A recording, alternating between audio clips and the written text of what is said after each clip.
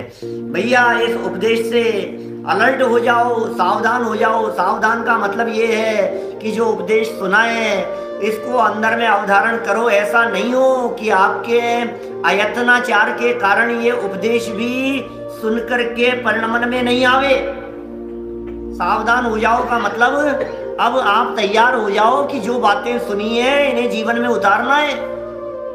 सावधान हो जाओ का मतलब ये है आज ये जो बातें सुनी है ये कल सुनने को नहीं मिलेगी, पता नहीं।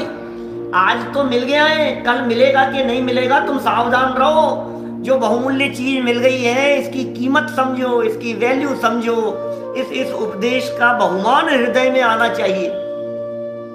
और कैसा ये सावधान हो गए, अरे नहीं भैया ये चीज छूट नहीं जाए। क्या पता कौन से दिन कौन सा उपदेश, कौन सी बात, कौन सा वाक्य दिल को छू जाए और भेद विज्ञान हो जाए। बोलो, सम्यक दर्शन की प्राप्ति हो जाए, मोक्ष मार्ग शुरू हो जाए, रत्नत्रय की प्रकटता हो जाए। क्या पता कौन सा दिन कब आ जाए, कौन सा वाक्य एक क्षण मात्र लगता है। क्या पता कौन सा वाक्य मैंने अब तो नहीं सब नहीं, अरे पता नहीं कौन सा लग जाए। अरे उस दिन बस वो वचन सुने हमने और फिर तो हमारा तो बस दिमाग घूम गया, फिर तो हम बस ये क्या हुआ ये। सावधान हो जाओ। इस उपदेश से सावधान होकर ऐसा विचार आया, विचार आने की कीमत है, बिना विचार की कोई कीमत नहीं है। सुनने की कीमत नहीं है, कीमत विचार की है। ये समझ लो, विचार नहीं करेगा तो कुछ हासिल होने वाला नहीं है। जिनवाणी सुनने के बाद में विचार की कीमत है। जिनेंद्र देव के दर्शन की प्रक्रिया में विचार को शामिल किया जाता है। जिनवाणी सुनने के बाद भी विचार है, बिना विचार के नहीं। अरे दुनिया के सारे काम विचार पूर्वक करते हो तो जिनवाणी सुनने के बाद में विचार नहीं करते हो। किसी व्यक्ति ने तुम्हारे को कुछ कह दिया, हस्बैंड वाइफ, बाप बेटे, भाई भाई, जहां तुम्हारे किसी ने कुछ कह दिया और उनको अपने विचारों में इतना घुमाते हो कि दिन महीने बर्बाद कर देते हो।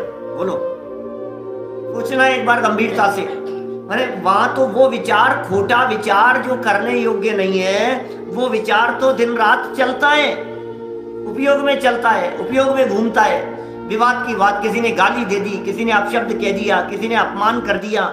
जो विचार नहीं करने योग्य है वो विचार तो दिन रात करता है, और जिस विचार को करना चाहिए था वो विचार नहीं करता है। भाई विचार तो ज्ञान की पर्याय समझो, है ना। अभी ये जो ज्ञान की पर्याय है विचार, ये ज्ञान की पर्याय का विषय यदि वो कषाय बन गया है तो उस ज्ञान की पर्याय का विषय तत्वज्ञान नहीं बन पाएगा। एक बार में एक ही चीज तो विषय बनेगी। आप अपने उपयोग का विषय किसे बना रहे हैं? तो आप अपने उपयोग का विषय राग द्वेष, जंजाल, दुनियादारी है, इधर उठा पटक, इनको यदि विषय बनाएंगे तो ये विचार कब करेंगे? और जो व्यक्ति विचार करेगा उसे तो बहुमान आए बिना नहीं रहेगा।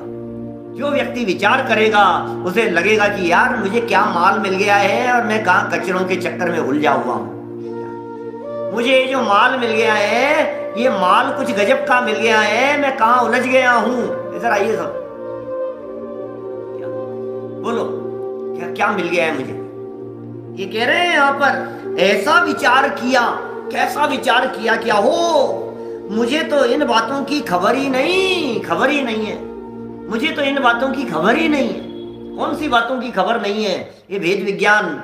मुझे इन बातों की खबर नहीं है। कौन सी बातें? सच्चे देव और कुदेव, ऐसा भी फर्क होता है क्या?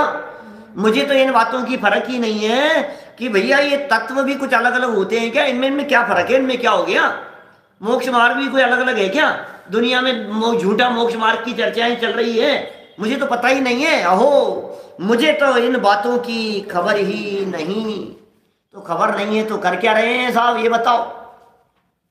खबर क्यों नहीं है तुम्हारे को?